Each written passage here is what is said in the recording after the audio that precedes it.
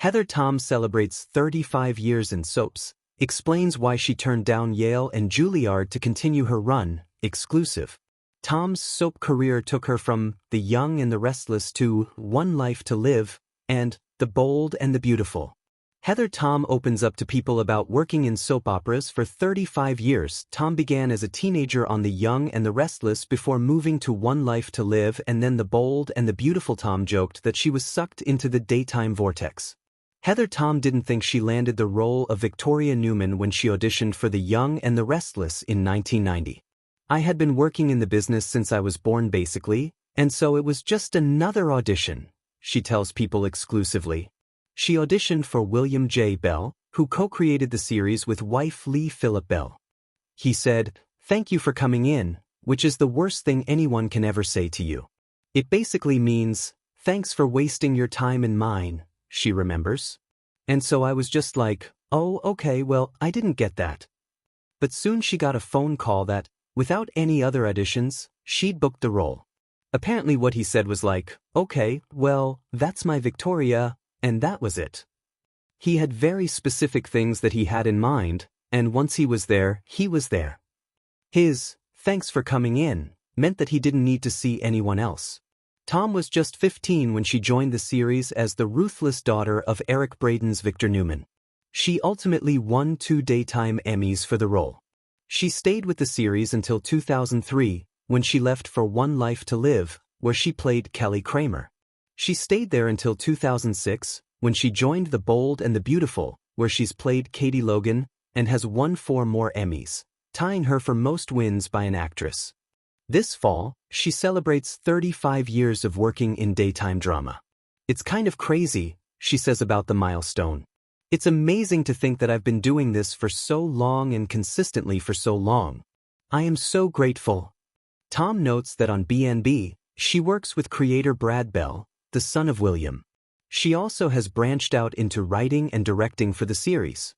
"It is mind-blowing, to be honest, to say that I've been working consistently as an actress and now as a director and a writer for so long," she says. Tom explains that she decided to go to One Life to Live so that she could move to New York, where it was filmed.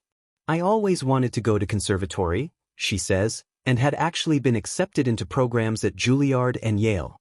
"She didn't go because I just couldn't wrap my head around the idea of not having a job. I'd had a job since I was 12. So instead, to fulfill her deep, deep need to study, she booked the job on OLTL and outside of work, took classes with all the teachers she had wanted to study with. I just put together my own curriculum, and I was lucky to do it with a gig because the only way to live in New York is with a gig. I loved being on One Life to Live," she says. "It was such a fun role.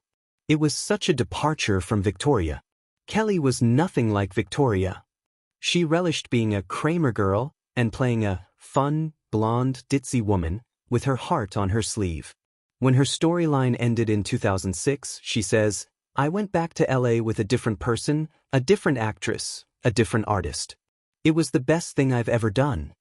Once she was settled back in Brad called her to ask her to join BNB as Katie. She told him, "Why don't we just do it for 6 months and see how it works?" It worked. "I've now been here for 18 years, which is crazy. It's like the daytime vortex. You get on one of these shows and you think like, oh, I'll do this for a couple of years, and then suddenly you blink and it's 35 years later. You go like, how did this happen? It happens really easily because it's a good gig. It's like the best gig ever," she says. "Those soap opera plots can sometimes be a bit over the top," Tom says. "I'm always willing to buy into whatever. I think that especially on BNB, we like to be a little extra. I find that to be a fun challenge as an actor, and as a writer and a director too, to take this stuff that's just so crazy and go like, all right, well, let's find the joy in that. Let's find the humor in that. Let's find the juicy in there because that's what people want to watch our shows for. They want the juicy." But still, as a director, her job is find those moments that ground the material in something real and true and honest. I feel like that's just true no matter what genre you're in, but especially with this genre. The Bold and the Beautiful airs weekdays on CBS and streams the next day on Paramount+.